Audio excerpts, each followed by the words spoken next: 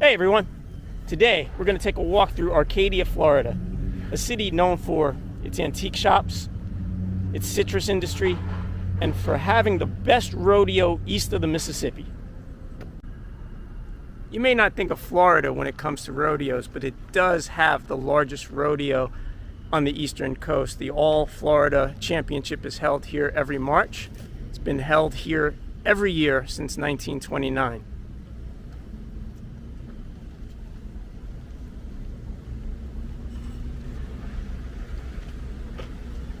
Today's walk we're going to cover primarily on Oak Street. Right now we are on Magnolia, one block from Oak Street.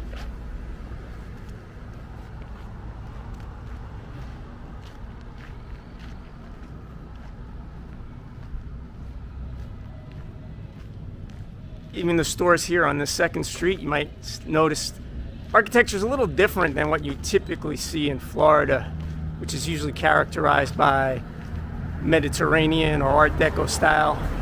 Here, the storefronts have kind of a more Western motif, more like something you'd see in Kansas or something.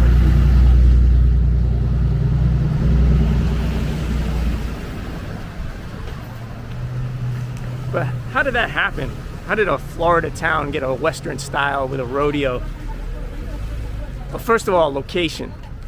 We're inland, 45 miles from the closest beach. Now, it's just an hour's drive today, but 100 plus years ago, when horse was the primary mode of transportation, that meant the people that lived here, they never saw the beaches. That wasn't their lifestyle. So it really became a very geographically isolated town, far different from the more kind of civilized communities near the coast. And as a result, this town of Arcadia became known as the Wild East. Place known for bootlegging, prostitution, bar fights, gambling, and even gunfight duels. Here in front of us is the Arcadia Depot. Up until 1980, railroad tracks would have gone right down this street. And this is the exact spot where in 1886, Arcadia Station was built. Different building than the one we see in front of us, but that was the start of this as a town. It connected Punta Gorda and Bartow, and in 1886 that drew some population here and then incorporated as a town, and 15 years later in 1901 it officially became a city. This particular structure was built in 1911, replacing the wooden rail station that had been here before that. And it continued from 1911 until 1971 when train service was discontinued. By then everyone pretty much had cars. And in 1980 they removed most of the rail tracks. So this building now serves as a museum, and it also has some office space.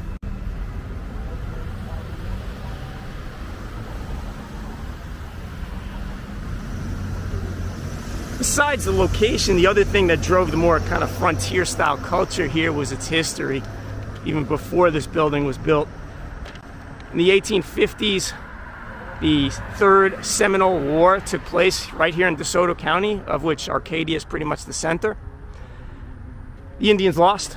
They were exiled to Oklahoma, as had been happening to many Indian tribes in that era. And that opened up a lot of very cheap land down here. But it was a rough life, so it attracted a lot of cowboys and people willing to take a risk for that cheap land of, I think it was 25 cents an acre.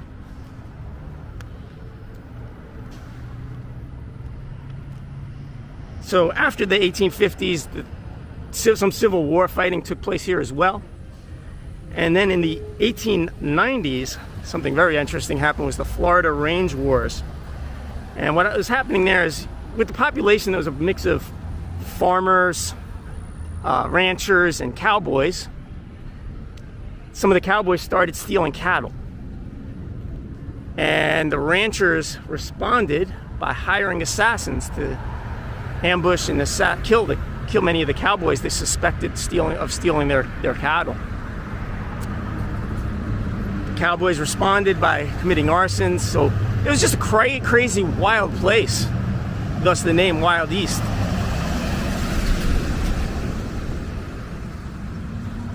One historian that visited here in 1895 estimated that there were approximately 50 fistfights per day on the streets of Arcadia. So a much different world than we live in today. In front of us now is the J.L. Jones building.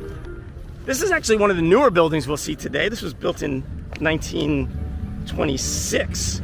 It was named for the Arcadia Power Company treasurer back then. And now it is home to Rosé's Cafe and Diner.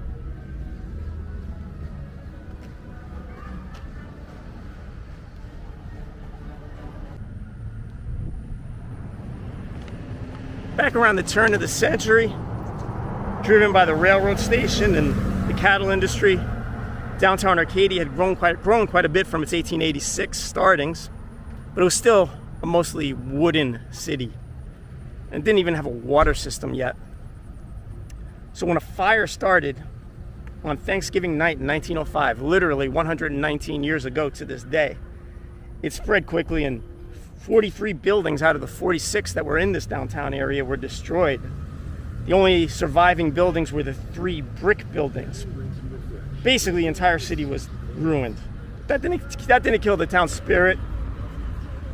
Rebuilding started quickly, with many now brick replacement buildings completed the very next year in 1906 on Oak Street, which we're entering right now, the main street here in Arcadia. New codes prevented any wooden structures, so everything that point forward was brick. What we'll see today, many buildings on this Oak Street here, everything was built between 1900 and the late 1920s.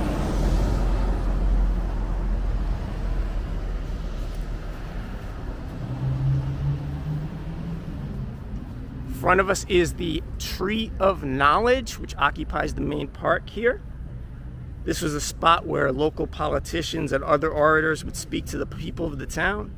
The tree was actually planted in 1889, but that died in the 1930s, and this tree we're looking at was the second version of it that was planted in 1938. Right next to the tree is the first of the 3 buildings that survived the 1905 fire. This is called the Canton Building. It was built a year before the fire in 1904. At that time, it was a Boston store, which was a chain that sold clothes, home decor, books, and other things. Later, it became Miss Gertrude's Dress Shop, and now it is the Hotel Oak Park Inn, which, as far as I can tell, is the only hotel in this downtown Arcadia area.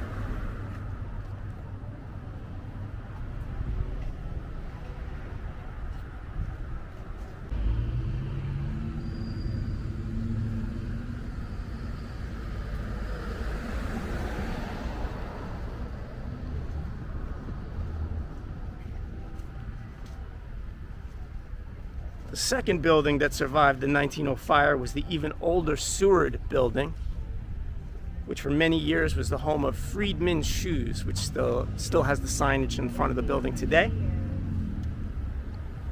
Today it's an antique store, but they keep the original name for the tribute to the old days. Taking a look inside the Morgan building, it's now called Bigger and Bigger Antiques. There's 2 locations here in Arcadia. This table right here is actually from the 1800s, and it was from the Opera House, which is a site we'll see later on this tour.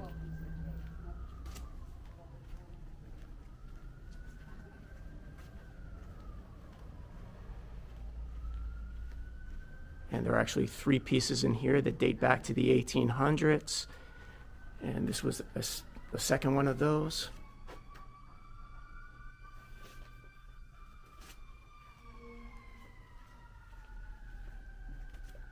And I believe this was the third one.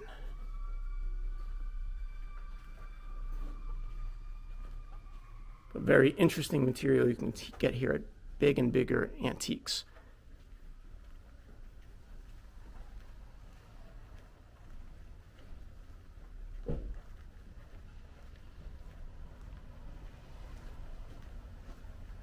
Thank you. Thank you. Okay, back out on Oak Street. This building here was constructed in 1906, in the year or so after the fire. And this one in front of us now is called the Morgan Building, and was actually the first building reconstructed after the fire. So it was completed in February 1906. So they really got to work quickly on this. In fact, you might be able to see the label up top. L.L. Morgan, February 1906. So in basically 2 months, we're able to construct this building. Morgan sold hardware and furniture downstairs and did undertaking on the 3rd floor, which, that might have been a pretty good business with all the gunfights they were having in Arcadia back in those days.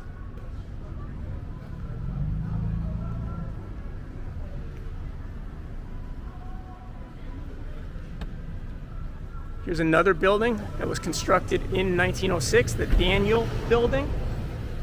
Daniel Building was originally a grocery store, but now and since the 1960s, it's been Arcadia Abstract and Title, basically a real estate company, along with an antique store on the other half. And the Oak Street Deli also occupies the same building, again, reconstructed in 1906. Several different antique stores adorn the lower floors of most of these buildings. And finally, here on the corner of Oak and Polk is the 3rd building that survived the fire. This was the First National Bank of Arcadia, also known as the King Building. You kind of notice that the style on this one's not as old looking as you'd expect, because it's been remodeled several times. So I'll post a picture as a screenshot here. It looked quite a bit different in years past, with a tower at the corner, which has been removed. But it was built in 1905, the same year as the fire. So within less than a year of being constructed, it was survived the fire, and then has remained here to this day. So we're at the corner of Oak and Polk. So we're pretty much at the center of this Arcadia metropolis. And in front of us now is probably the most prominent building in Arcadia, the Opera House. It's also called the Heard Opera House. Like many buildings here on Oak Street, this one was built in 1906. You can see all the buildings built in 1906 put a label up top. I don't know if you'll be able to see that as well, but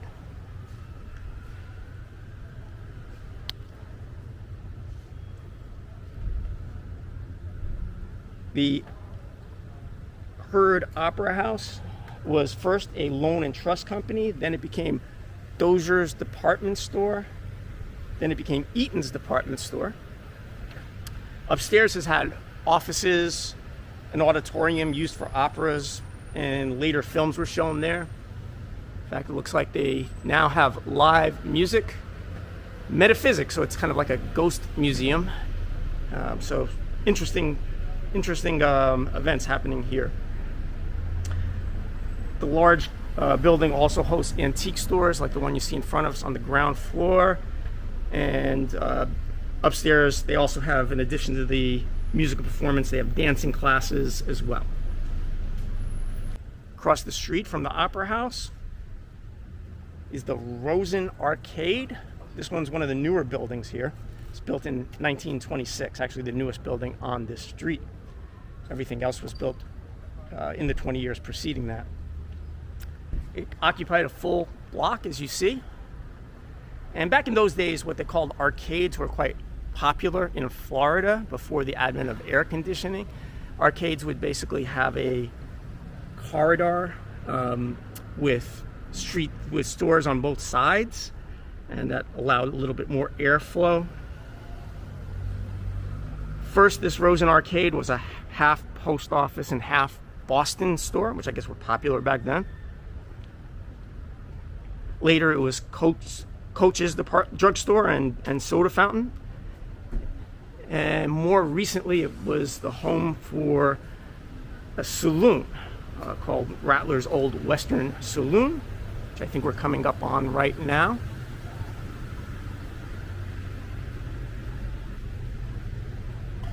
Unfortunately, the saloon has been permanently closed, but they really should think about reopening it because you don't have gunfights here anymore. So I think it's safe. As I walk through this corridor, it indeed does feel a bit cooler without even any central air.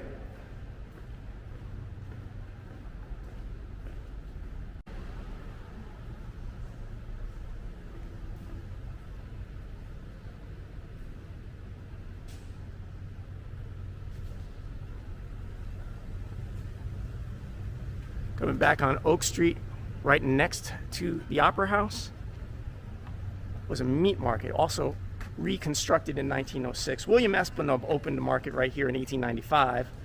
When the fire destroyed his business 10 years later, what did he do? He rebuilt it right here in the exact same spot in 1906. He also owned the first refrigerator in DeSoto County, which I guess is important if you own a meat market. This building right next to it was built in 1910 and would eventually become Arcadia's first Cadillac dealership.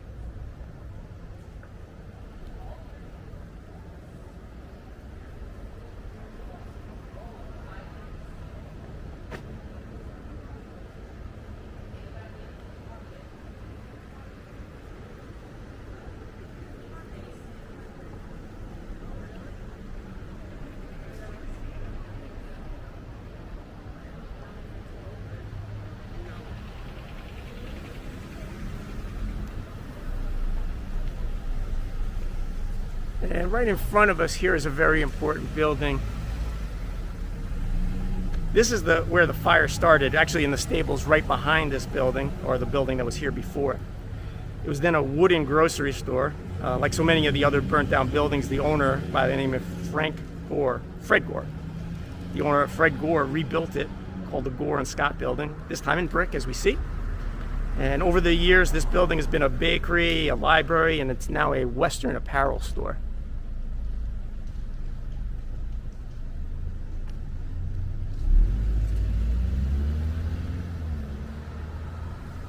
Okay, in front of us is a 3-story building. It was called the WOW building. It's an acronym which stands for Woodman of the World. This one was built a little bit later in 1914. It would later become a hotel, and now it's an apartment building on the second and third floors, and the ground floor is an antique store, as so much of the ground floors are here in Arcadia. Across the street, this yellow building is the Schlossberg Arcade. This one was built in 1923, and it was Arcadia's first 5 and 10 cent store, and operated as that for 60 years.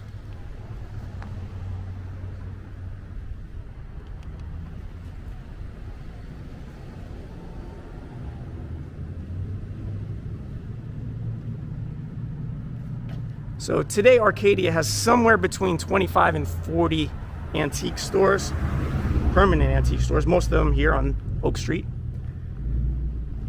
But they also have many temporary stands at the festivals that are held most Saturdays when it's basically not summer. Those festivals include the Farmers Market, which is held the first Saturday of each month from September through April. The Oak Street Market is held the second Saturday of each month from October through May. And then there's the Antique Fair, which is held the fourth Saturday every month, and that one is year-round, including the summer.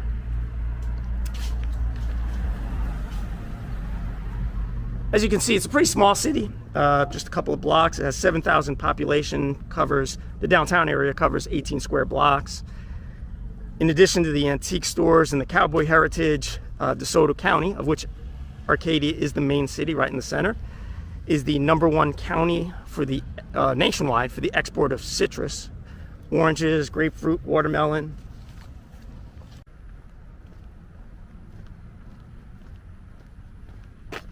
This is the town's Methodist church. It is the day after Thanksgiving, so happy Thanksgiving, everyone.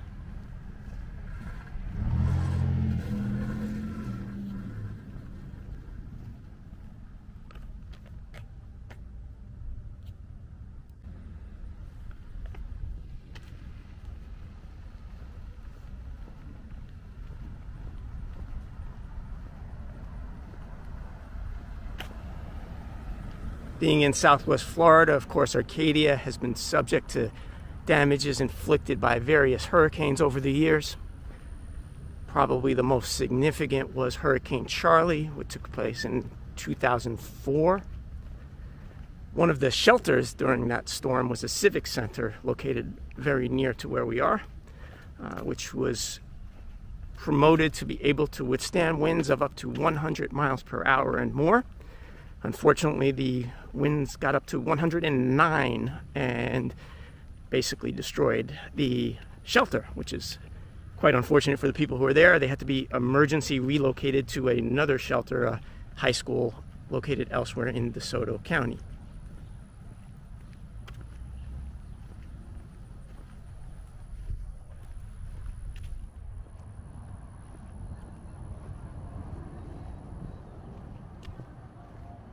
Arcadia is considered the center seat of DeSoto County, so basically all your county administrative, legal courts are located here.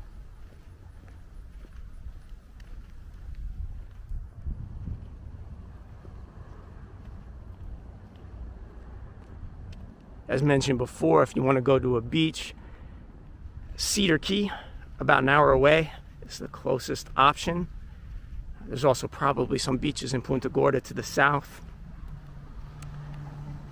But on the drive here, it's separated. It becomes, when you leave the coast, even today, when you leave the coast, it has this kind of beach suburban vibe, and you really go through some country and a lot of cattle farms on the way. So that industry remains alive today. Okay, right next to the Methodist Church is the Episcopal Church.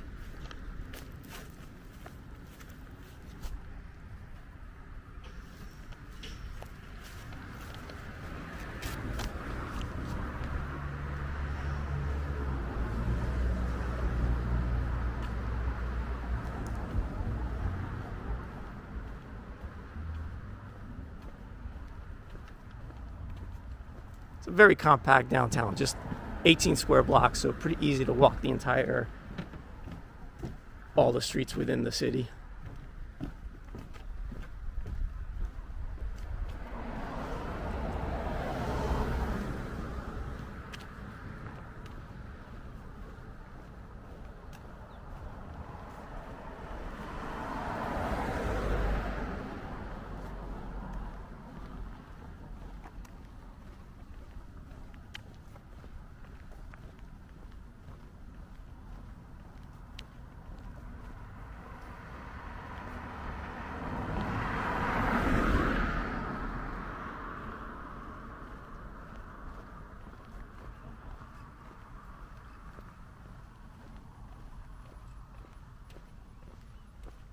DeSoto County was also a very important base during the World War I and World War II. Had an airfield, so it was heavily utilized by the Air Force. And I'd say it was during that period in World War I that the area kind of civilized and got away from its western past with all its lawlessness.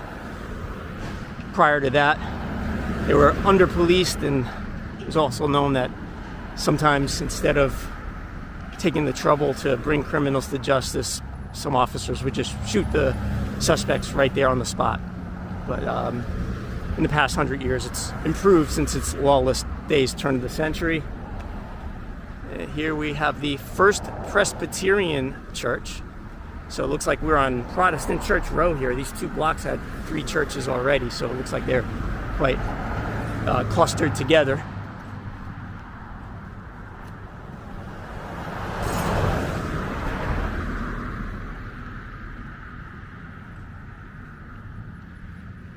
We're now on Hickory Street, so we're a block away from Oak Street.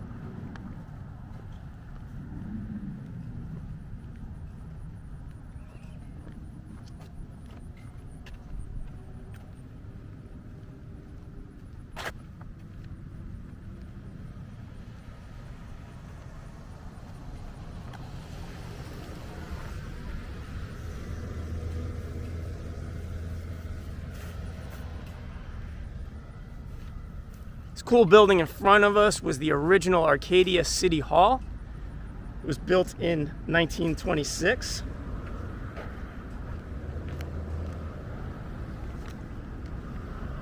It's moved since then to just a few blocks away to a far less interesting building that has a big parking lot, but this was the original. Today it does still serve a purpose, as it has a fire station here.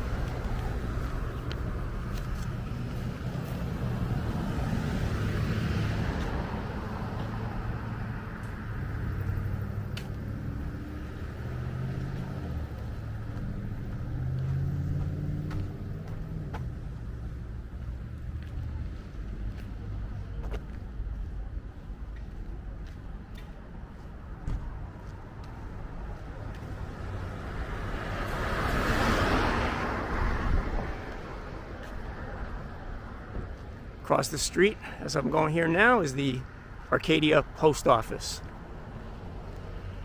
This building was constructed in 1937.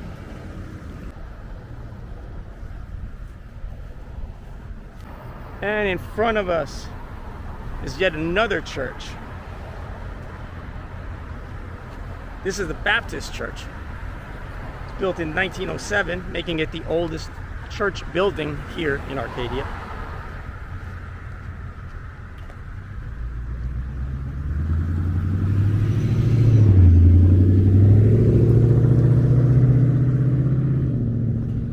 But if you're interested in a kind of newer religion, we're going to take a stop to eat at the Yellow Deli.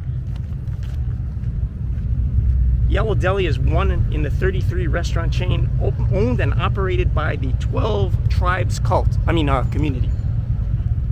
Yeah, cult, community, sect, depends what you want to call it. But I'm hungry now. I'm not sure if they'll let me film inside, but let's check it out.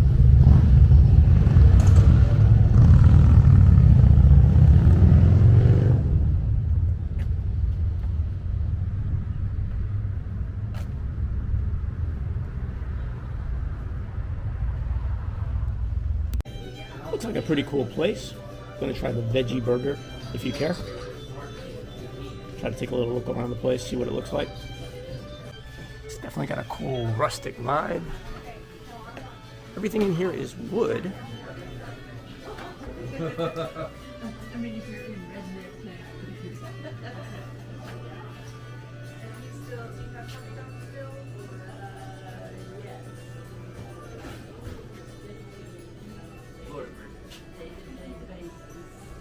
Notice they don't sell beer or a Coke here. Maybe they have some authentic stuff.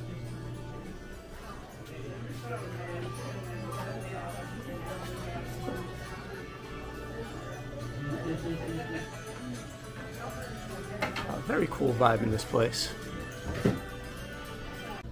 It's on the wall here. It lists some of their locations throughout the world.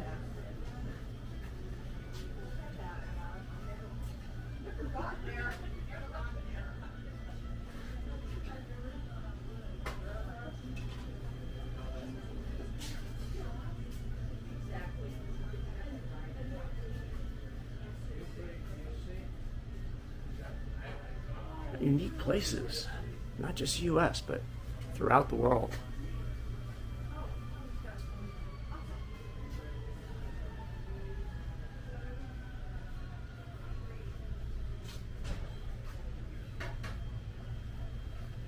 And that's where we are, Arcadia, Florida, which I believe is the newest, or one of the newest, of these Yellow Delis.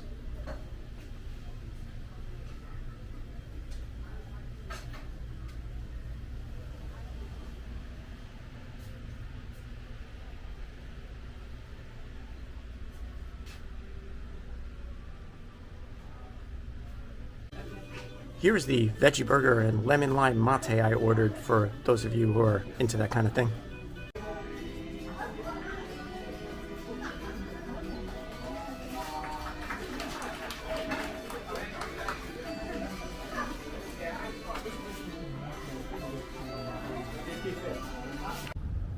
Alright, so that was a trip to the Yellow Deli.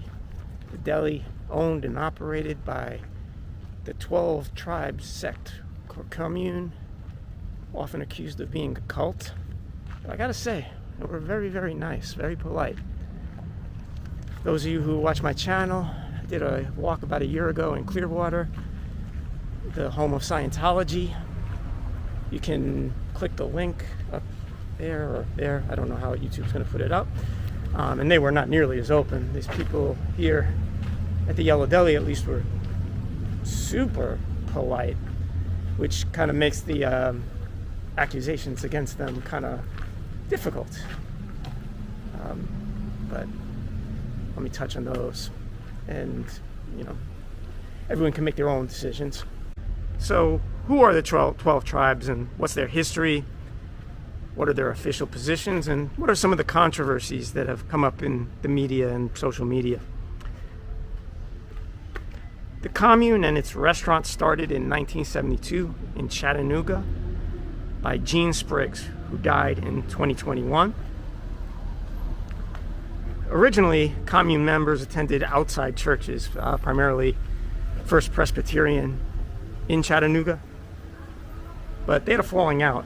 You get this when the reason for the falling out. Many of the members would attend the First Presbyterian Church, and on Super Bowl Sunday, 1975, the church canceled service. Well, this caused some people in the had a different name at the time, but what would later become the 12 Tribes Commune to be disgruntled, and they separated out from outside churches and formed their own community, which is not officially a church.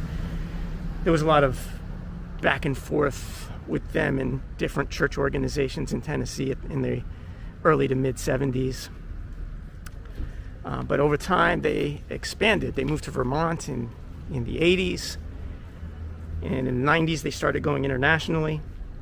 And now they have 3,000 members in 40 communities. As I mentioned before, you have 33 Yellow Delis in places like Canada, Germany, Australia, Czech Republic, Argentina, Brazil, Spain, and the UK.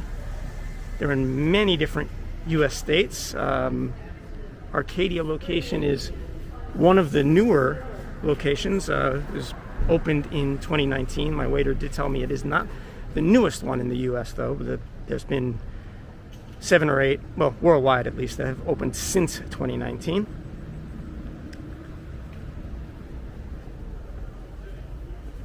And they do have a commune right here in Arcadia, about a mile away from the deli. 12 Tribes has a belief system that mixes aspects of Christian fundamentalism and Messianic Judaism. They are of Christian faith because they do believe in Jesus, which they call Yahshua, which is the name for Jesus Christ in Hebrew.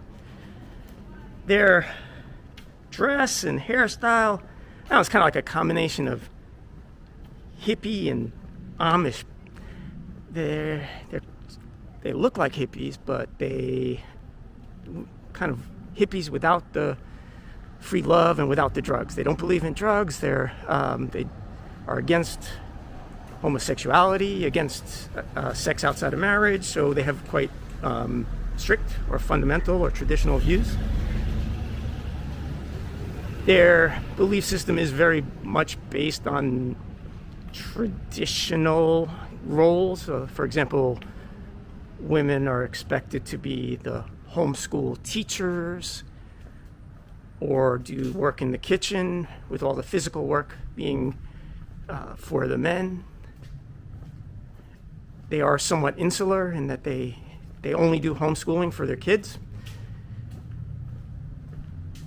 They do not believe or allow TVs in their communities or their communes.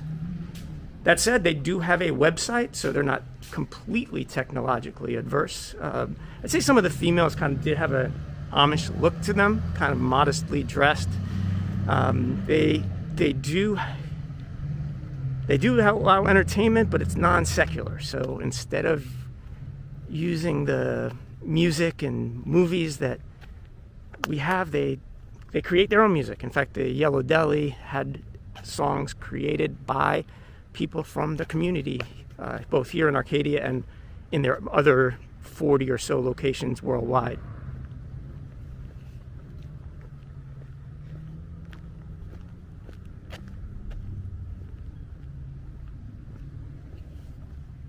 The communities are known to ask their members to effectively give up everything.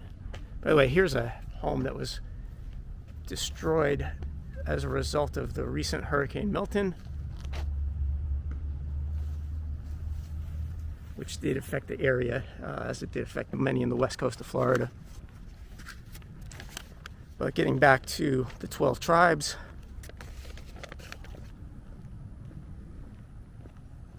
one of the things is that it's a commune, so everyone has to chip in. Unlike the Church of Scientology, the 12 Tribes sect is not tax exempt. In fact, they believe that the Bible requires them to contribute tax. However, they don't work, so it wouldn't be income tax. The work that they do at places like the Yellow Deli that we just saw, or other businesses that they have, such as paper distributing or paper manufacturing in Massachusetts, and some construction companies that they have even in places like Florida, go towards paying their bills, which is towards things like property tax, groceries that they cannot grow themselves. They do, what Yellow Deli is, he estimated 60% farm to market, but they do use outside vendors as well. As I started to say, that gender roles are very traditional, but they're also just kind of like, maybe they just kind of go back in time. It seems like they want to return to an era in the past when things were different. They do have twice per day religious prayer gatherings. And though not the case here in Arcadia, many of the locations worldwide are located near college campuses, which is kind of, I guess, a recruiting base for them in a way. So they can get people who feel lost or need some guidance. Now I'll get into some of the controversies.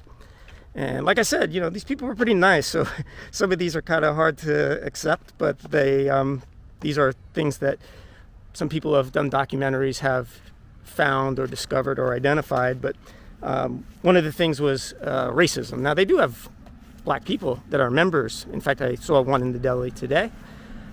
But some of their prior teachings were that slavery was a good thing and was an opportunity for black people, which, of course, is a pretty crazy thing to say. That said, you're not going to see anything like that on their website. Apparently, that was listed at some point in the past.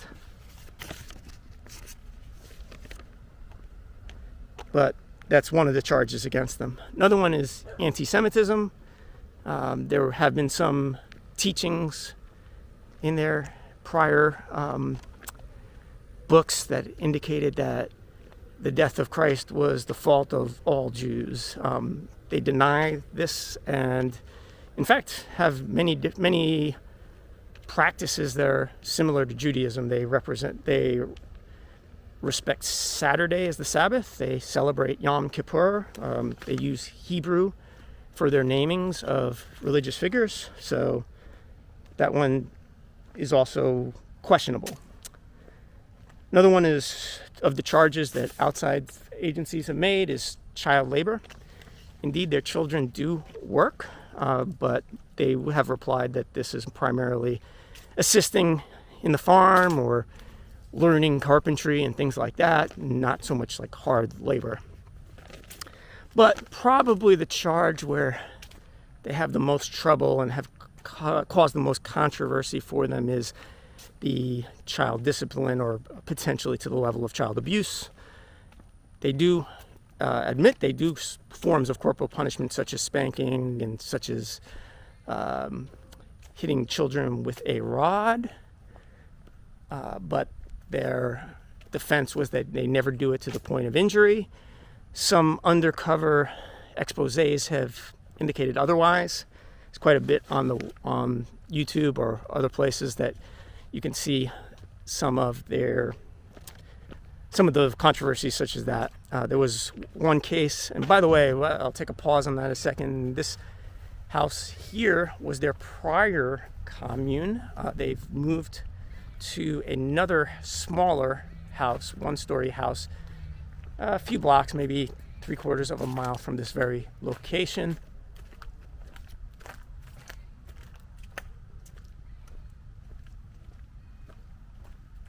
But getting back to the child abuse scandals and charges, in 1984 in Vermont, where they were located at the time, the Vermont police seized the location based on neighbor eyewitness testimonies that there had been large-scale child abuse, and they seized 112 children at their commune, which is a much bigger location than they have here in Arcadia, which is only 20 or 22 people. Now, a few months later, the judge ruled that the seizure was unconstitutional, that there was not sufficient evidence to warrant taking away the children, and they were all returned and all charges were dropped. And that day, June 22, 1984, is actually celebrated by the 12 tribes as kind of a liberating day when they were found innocent of the charges against them. But there's been other similar cases. There's one in Germany where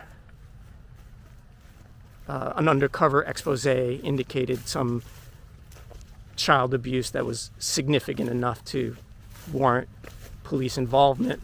They've also had trouble in places like their Germany and France location because of the home schooling requirement that they have. They don't believe in outside schools.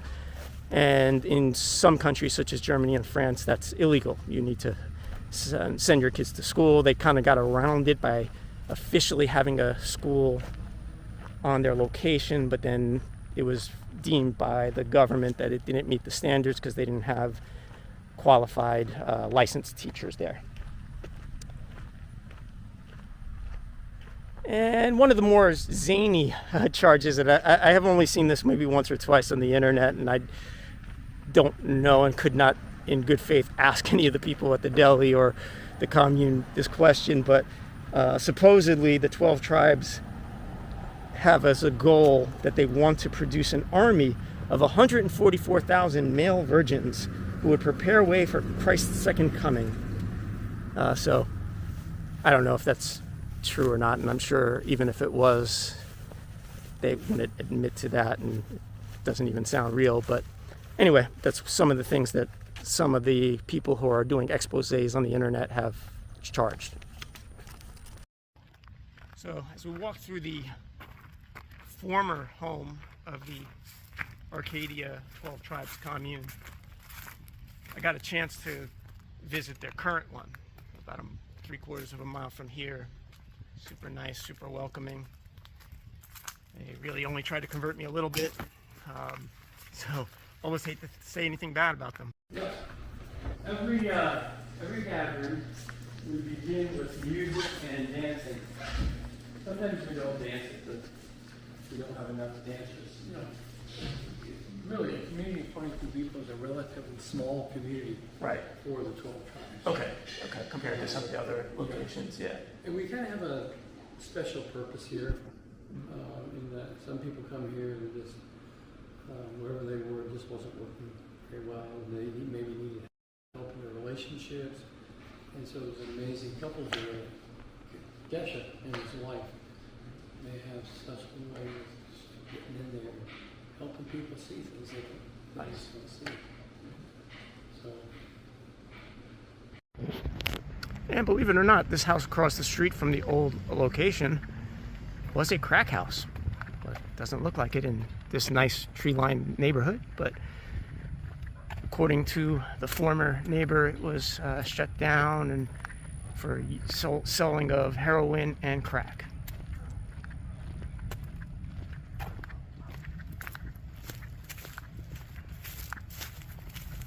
Hard to imagine a house with a nice picket fence is a drug den, but you know.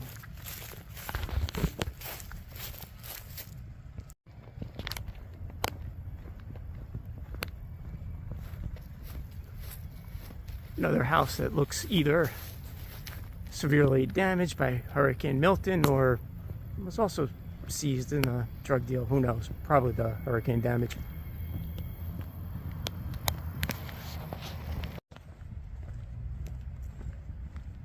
The commercial side of Oak Street we saw was all built in 1906 primarily, or between 1906 to 1926, and many of the homes look to be of a similar age.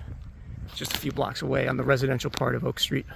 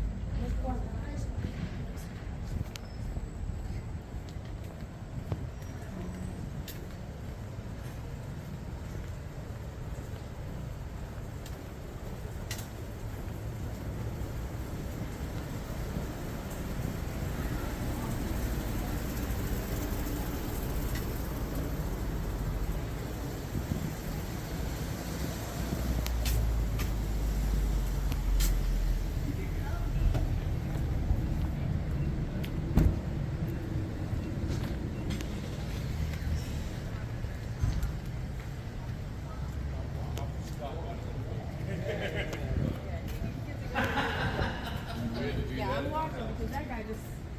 That's why I figured out whatever it is. Not really, but I'm thinking, oh gosh, my bag.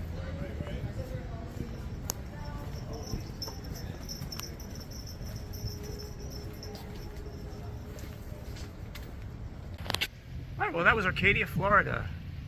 Wild, wild east. It's not very wild now. It's pretty safe. Nice place with antique stores. Nice place to bring your kids or take a walk on a weekend. Met the nice fine people of the Yellow Deli tribe, or 12 tribes of Israel.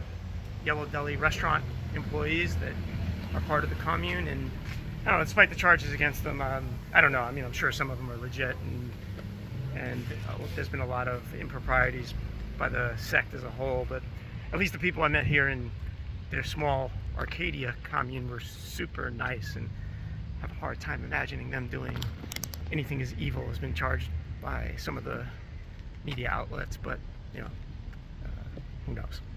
So anyway, this is the Urban Walker checking out from the wild, wild east, Arcadia, Florida. See ya.